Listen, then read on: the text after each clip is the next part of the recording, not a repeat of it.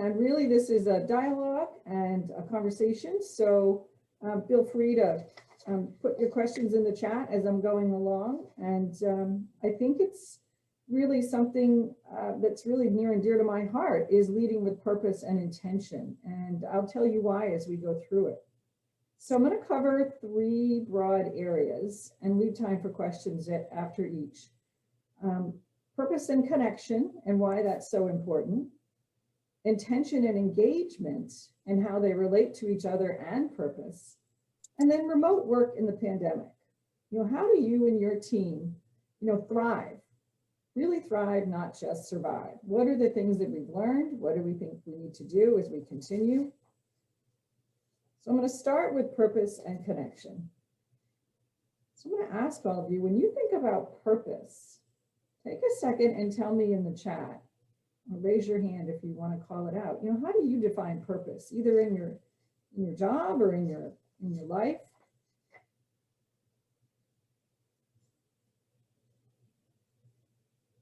Okay, who's going to be first? Here we have a couple of responses. Purpose is, Kara says, what drives you to get up every morning. Julie said that it speaks to what her whys are. And Denise, why are you here on this earth? Those are really great. And you'll see me reflect some of those thoughts in just a second. Thank you so much. That's great. Yep, we have a couple more too, just having an impact, the meaning I bring to my work and life, and then finding happiness and kindness and work to improve. And I love that one. So thank you, everyone. Yeah. You guys are great. You're awesome. And so the next question I'm going to ask, and really no matter what level you are in a company, I firmly believe it's important that purpose is clear and communicated at all levels. So, yay or nay, yes or no, or maybe would be the 3 answers. I'd love to hear you guys tell me if you think it is clear and communicated at all levels.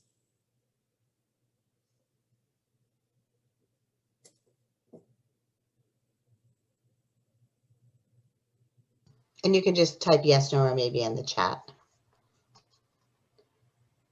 We have a couple of yeses. So, some that it's clear, but clear is a yes, but communicated is a no. So it's sort of a mixed bag, I would say, Katie. Okay, that's not surprising. When I've talked about this before with some other groups, that's definitely what I see. So I'm going to refer to a terrific book that when Michaela sends out the follow-up, she'll put the author's name. It's on Amazon. It's a book called The Purpose Advantage, and it's a year old, and it's really terrific. And I love his definition of purpose. And while grammatically it's a noun, the way Jeff Fromm, the author, treats it is as a verb. So when we talk about purpose, as he says, we're talking about the kind of purpose that's concerned with the well-being of others, the planet, and our future.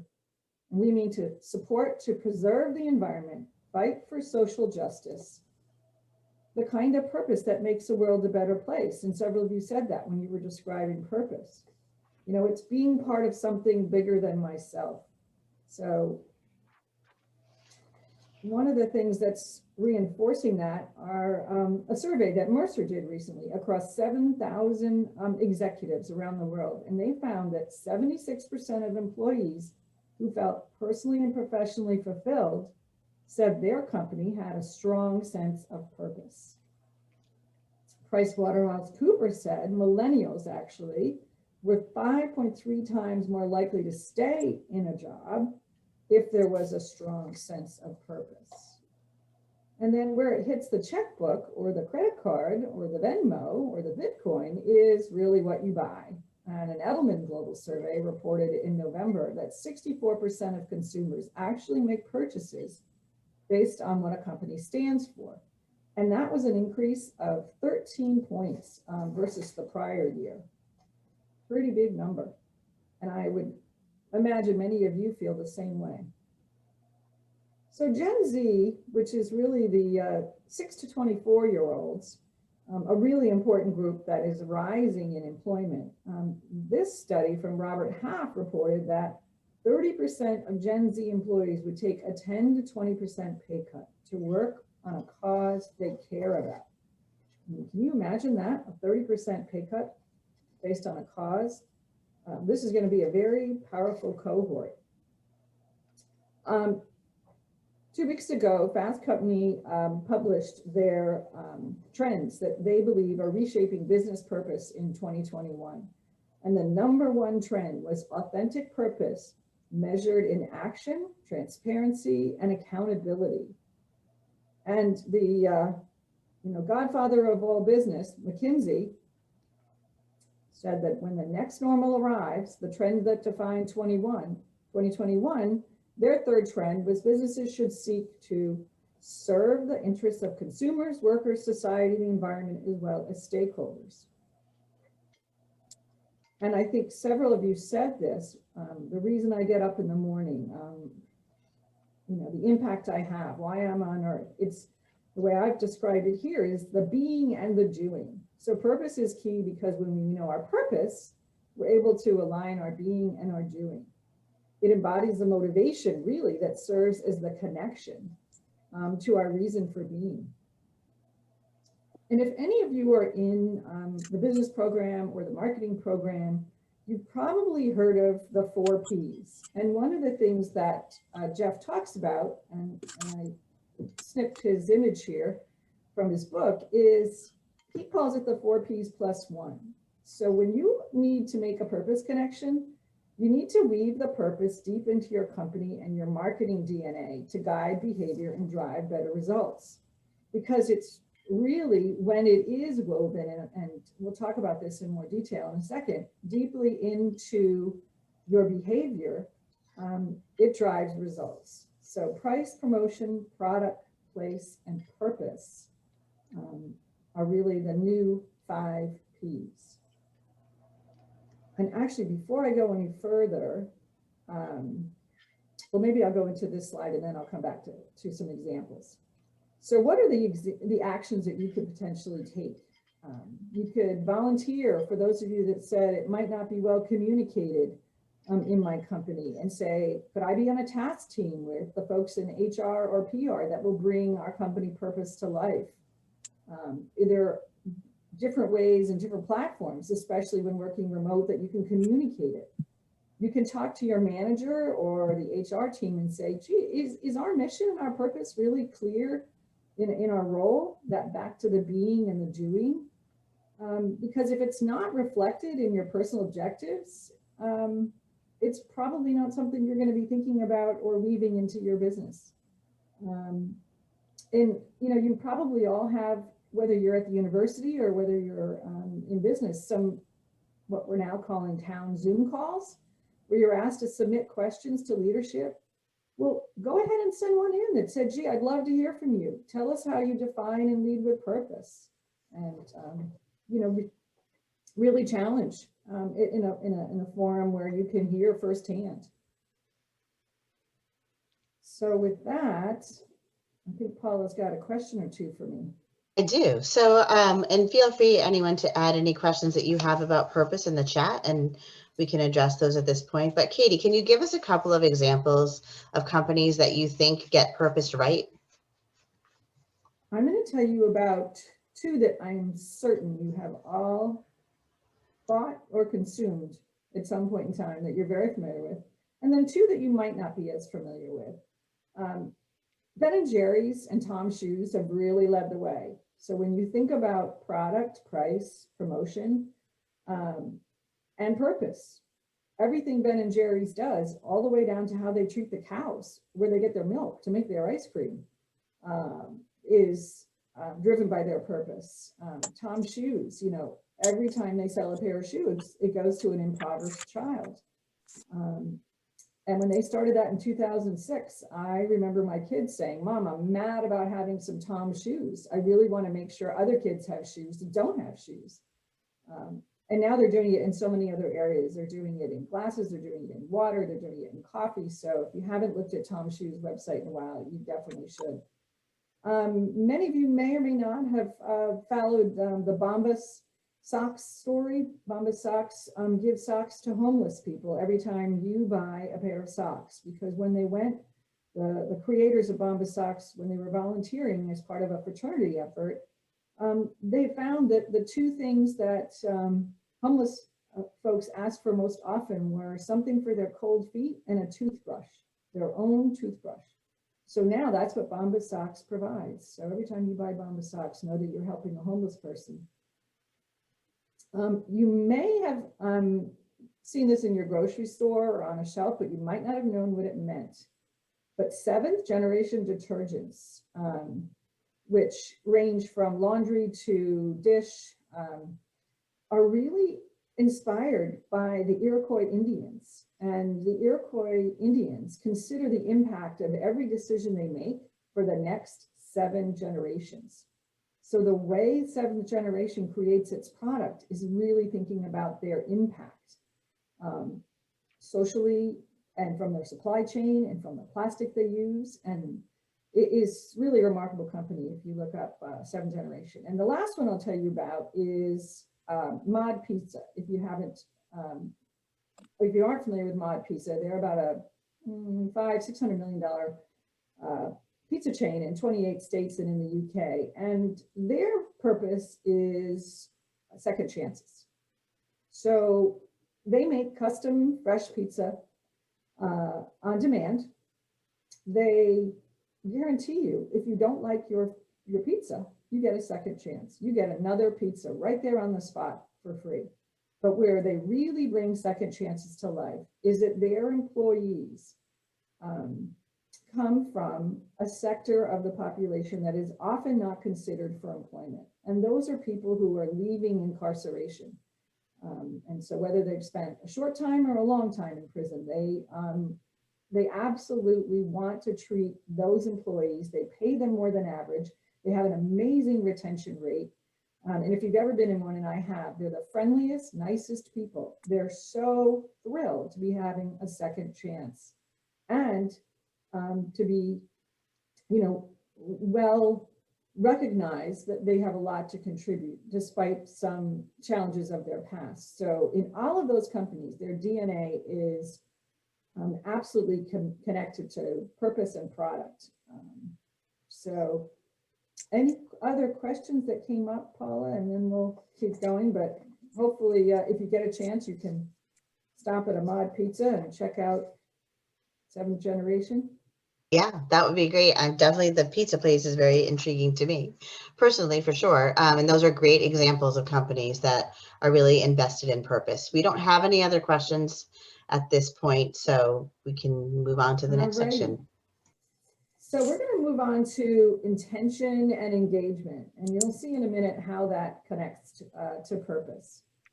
So more questions. If you thought you were going to be sitting through this and not taking an active role, you were wrong. I have a lot of work for you to do here. So please throw into the chat when you think of intention. You did such a good job on purpose. I'd love to hear what you think definition of intention is.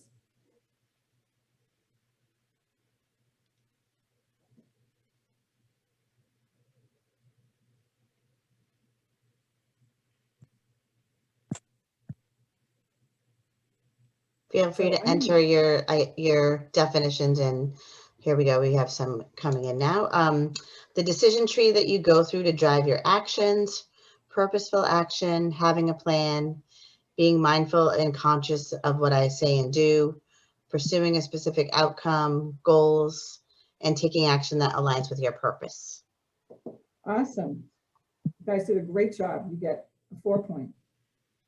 So if you actually look at the origin of the word, it comes from the 13th century French word of entente, meaning purpose. And then for me, I looked at a few ways to think about it, and that's employees' willingness to give their best at work, their level of commitment to the organization and their objectives.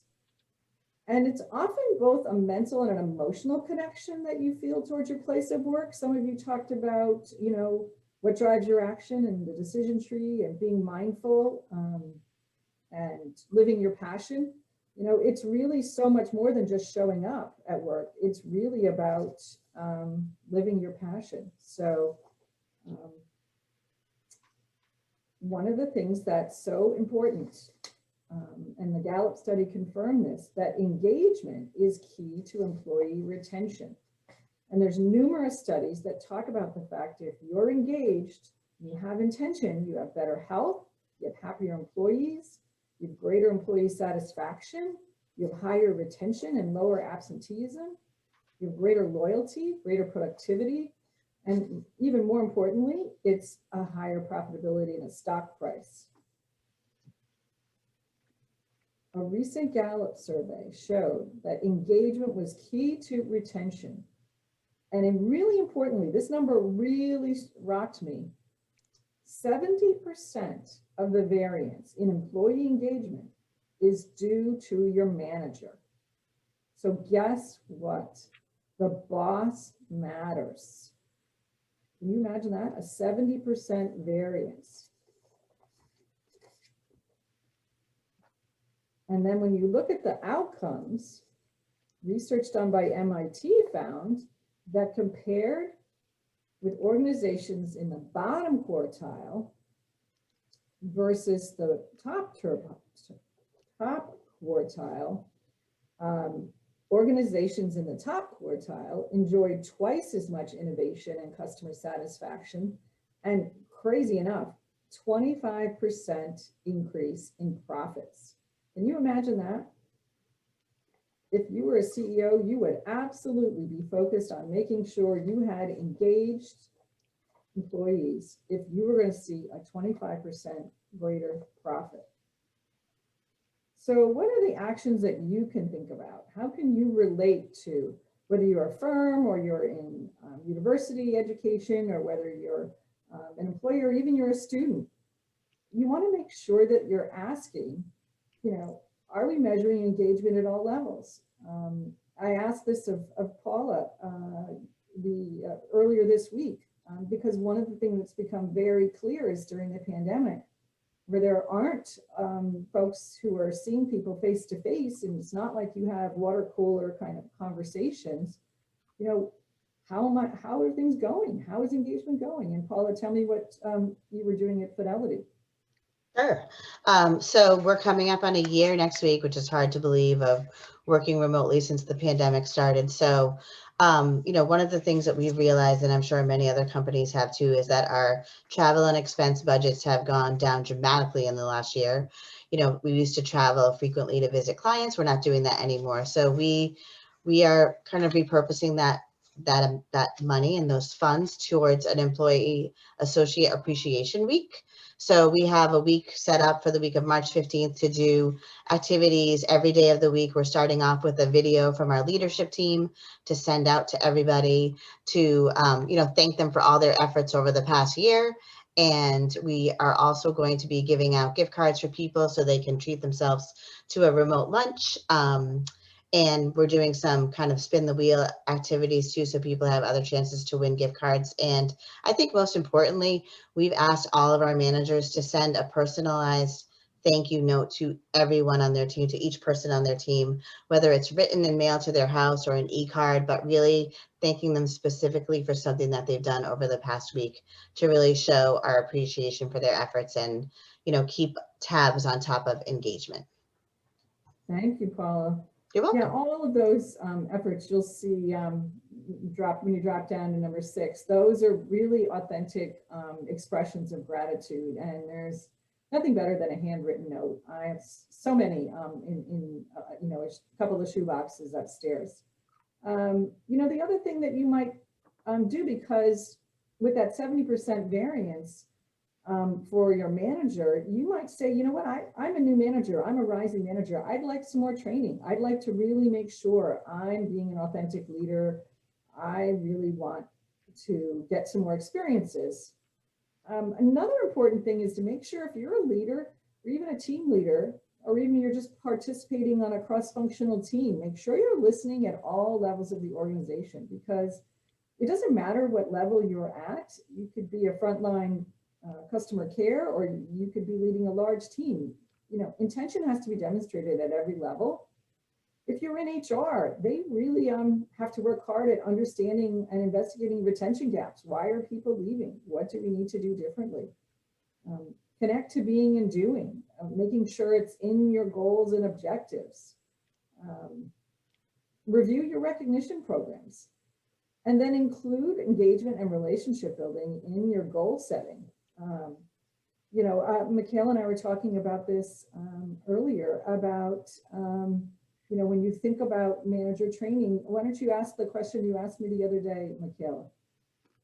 Yeah, my question was, what do you mean by engagement and relationship building when you're setting goals? So this is a really important step, I think, and no matter what level you're in, or whether you're in higher education, or whether you're in business or in retail, really anywhere, even in a nonprofit. Some people get a little daunted by what's described as mentor or mentor relationships, and it might sound too formal or too much work.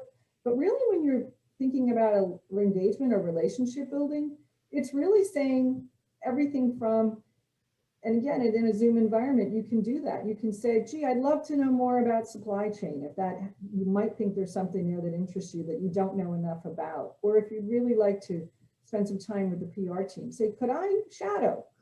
Am I in a program called Walk a Mile in My Shoes that was really important globally, where teams were matched when they asked with someone else around the world to better understand the culture and where it was, so that they could build a relationship with someone they weren't actually working with day to day, to learn more about what it was they did and how they did it, what was their being and their doing. So it's a really important conversation to have with your manager, and to say, gee, I'd like to explore this. And it doesn't have to be a formal mentor program if one doesn't exist where you are. It could really just be outreach. And you can ask that person you're outreaching, gee, do you have someone else you think really might be helpful for me to learn more and experience more?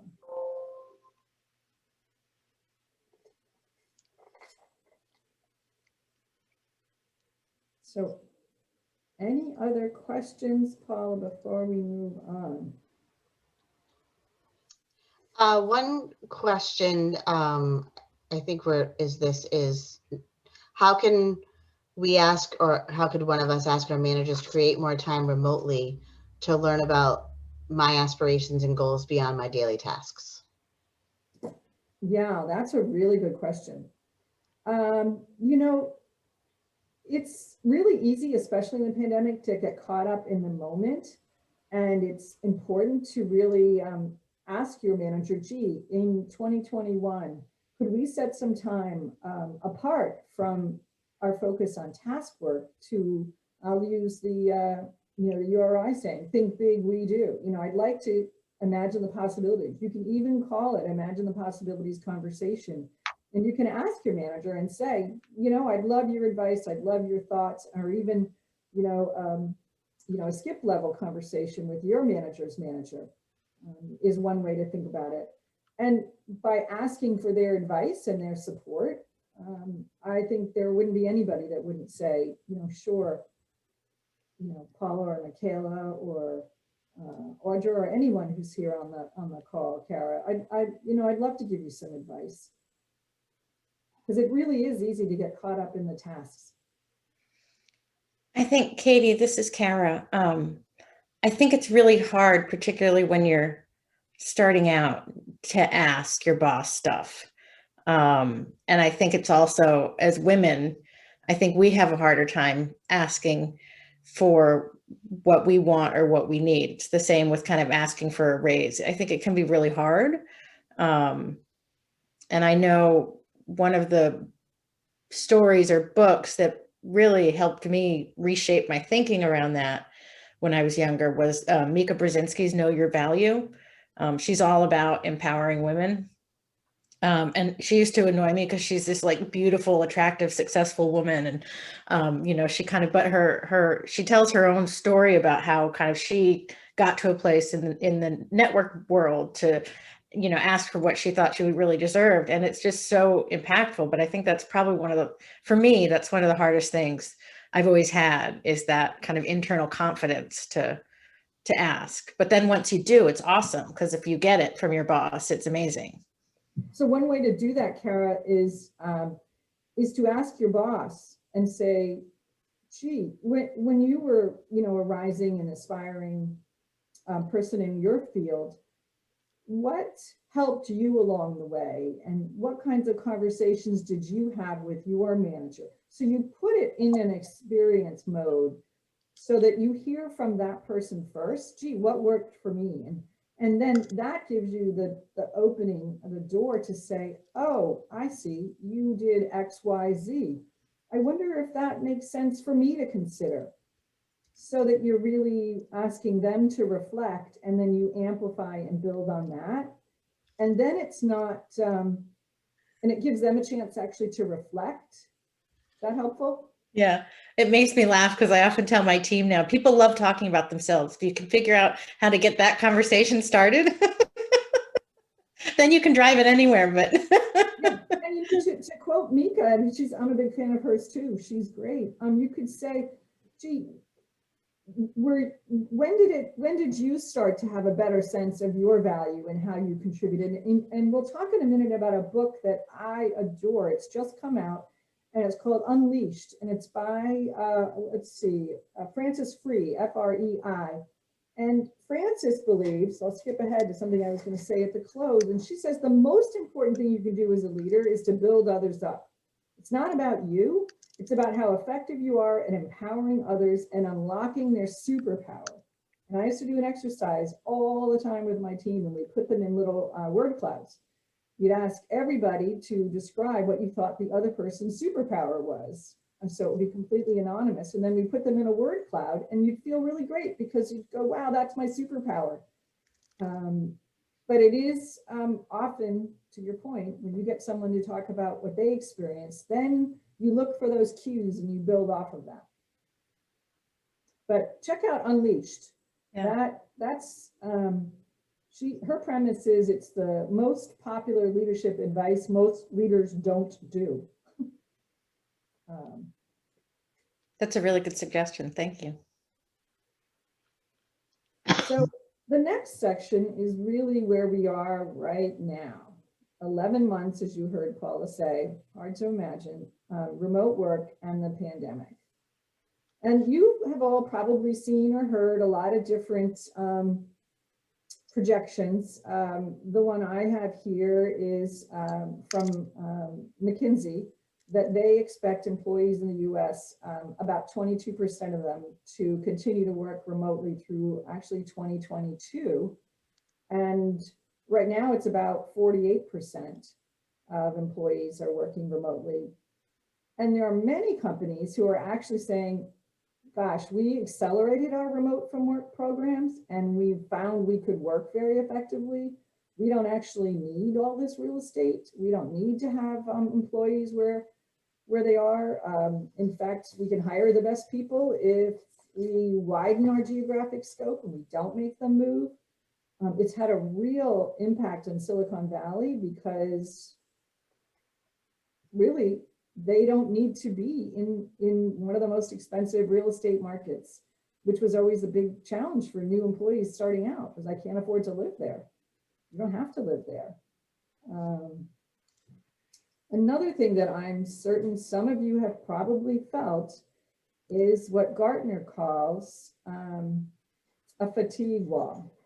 And according to Gartner in 2020, the amount of change the average employee could absorb before hitting a fatigue wall was cut in half compared to 2019. So that means, and all of you have experienced some aspect of it, coping with COVID, isolation, food access. Remember when you couldn't get online to get onto the Peapod site unless you stayed up till midnight when they had the appointments to get Peapod? I remember that. Shutdown of schools, all the political uncertainty. So this change fatigue is actually the new language that's being used. And some organizations have actually set a limit on the number of hours every month that employees can be.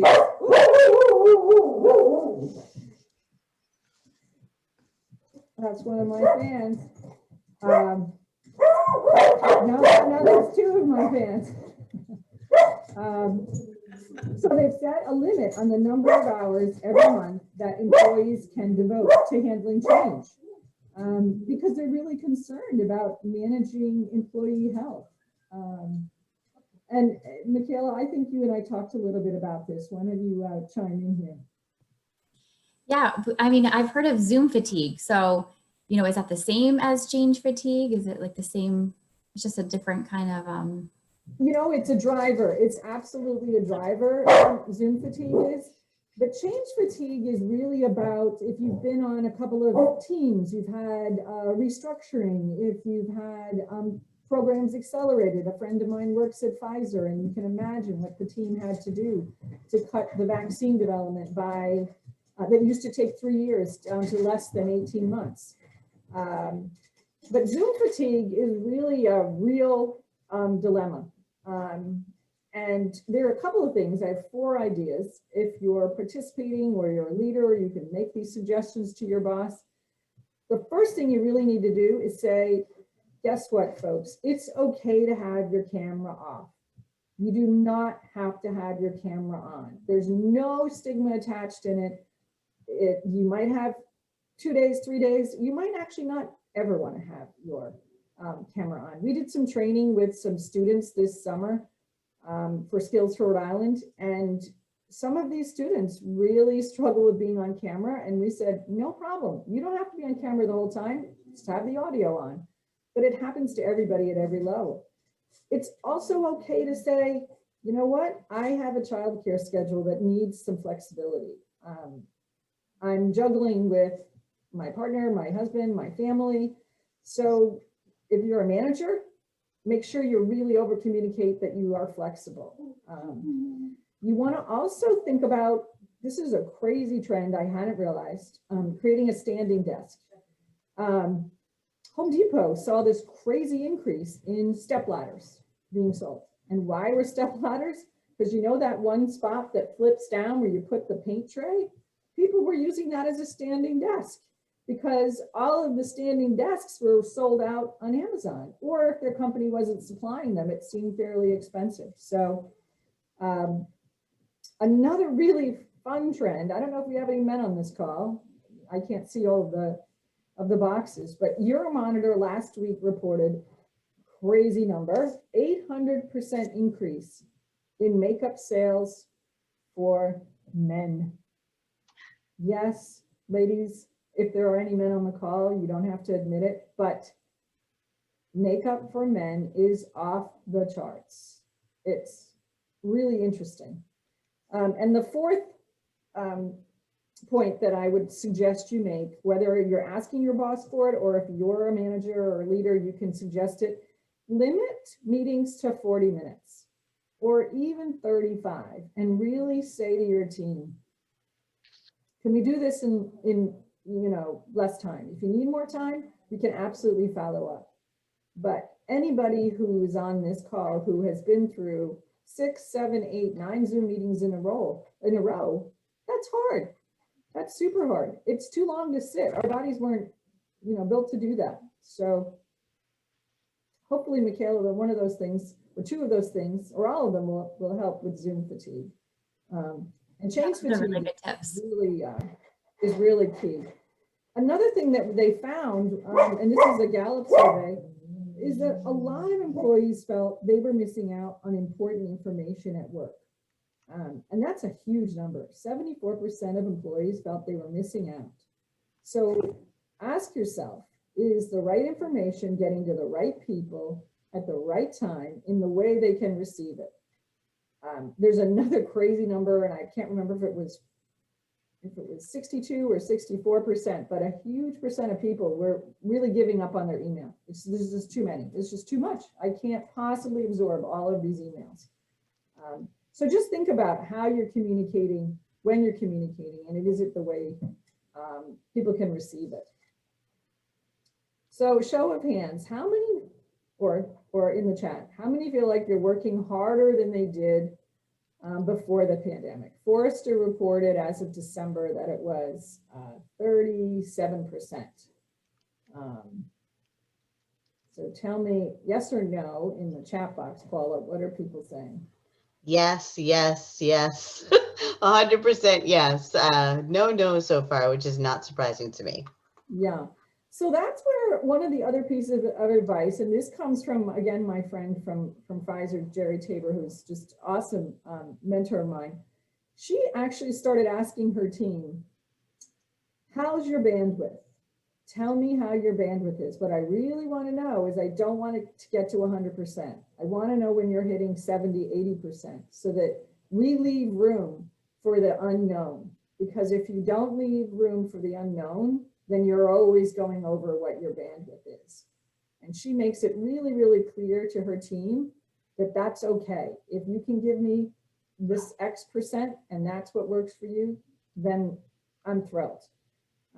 Another number that was really tough to read, also from Forrester, was 31% reported their mental health had suffered. And, you know, if you think about, you know, social health and the design of work, making sure you really embed, you know, the well-being. It's not just while they're at work, it's when they're away from it, because really that's blurred because you're at home and you're at work at the same time. So some ideas there. I do think this has helped a lot of people, having a mindset shift, that it isn't better or worse, that it's just different. And I like this quote from Dr. Miriam Moeller, who lives in a beautiful place. She works at Queensland University in New Zealand, where a friend of mine from Hasbro lives. And, you know, her quote was, for every leader and manager, the pandemic is a whole new environment. While remote work has brought a whole new set of leadership challenges, the answer really, you know, she thinks lies in getting back to the basics. So I did a little digging and I thought about, well, what are those basics? So here's some actions that I think about, and I also borrowed from Miriam, are remote work basics. So some people actually don't have one-on-ones formally scheduled. They might pop up intermittently. They might be when their manager has spare time. So really make sure you ask for or you schedule your one-on-ones formally. And as a manager, and this is actually from Emotional Intelligence as well, my other favorite book. You don't have this one, 2.0. It always comes out in reverse in Zoom, but it's the Emotional Intelligence 2.0. You know, stepping into their shoes and really saying, gosh, you know, what's happening in your world? And if your manager doesn't ask you this, you're going to have to figure out a way to say, gosh, I'd like to share with you a little perspective. This is what's working and this is what's not working in my cross-functional team, for instance. And I'd like your help on it. Having a bandwidth or a blocker check-in, what's preventing you from getting what you need to get done. This is a really important question. Are you listening to the quietest person in the Zoom? Are you really asking them? You know, are you participating? Is there something more? You know, do I need to step into your shoes? Making sure you really understand the connection to purpose, which we talked about. Here's a really good one. Be on the lookout for burnout. And burnout is not, if you look at the actual definition of burnout, it really isn't all about workload. It's about the stress and managing uncertainty. It could be emotional uncertainty. It could be physical. It could be, when are we going to the office? When are we not going to the office? I mean, the HR teams around the world are dealing with privacy issues and health issues. It's really a challenge, but definitely if you're a manager, be on the lookout for burnout. Ask people to tell me more. Tell me more. I think there's someone who said those were probably the 3 most powerful words in leadership. Tell me more. That means I want to hear. I'm an active listener. I want to know. If you don't ask it, I'm not going to feel welcome to tell me more. You heard Paula talk about recognition in her Associates Week. You know, make it frequent and formal. If you've got a brand new process, make sure you really understand it. It's much better to ask before the process starts to say, I need clarity, than when you're halfway through it and you really don't know what's happening. Here's another good practice I know a lot of people have adopted, and that's having open office hours, so that it's not a formal, let me send a Zoom invite, and having your boss or your manager wonder what's going on, why do they need this meeting, what's the purpose, do I really need to spend this time? It's really making yourself available and saying, I want to listen to you, the team. And if your boss doesn't have open office hours, you can say, gee, I heard in a webinar presentation, that might be a suggestion that the whole team might appreciate, and ask folks if they might be willing to do that. There's no doubt that over communicating you will win versus not communicating enough. So with that, I'm going to tell you one of my favorite people, and it'll be a little bit of a surprise on the next slide, but I've been really lucky to have really awesome role models throughout my career who've inspired me around the world. But one person that I think is a really powerful person for me, and hopefully you all recognize Mr. Rogers here, and I'm not dating myself, but he is someone who's really helped people of all ages. And he has 3 ways that he says are the ways to ultimate success. So the first way is to be kind. The second way is to be kind. And the third way is to be kind. So what I want you to make sure you think about is be the one that the other people say, oh, that person really listened to me. They were really kind. They cared. They gave me such great advice. Be the one who people think about as being kind.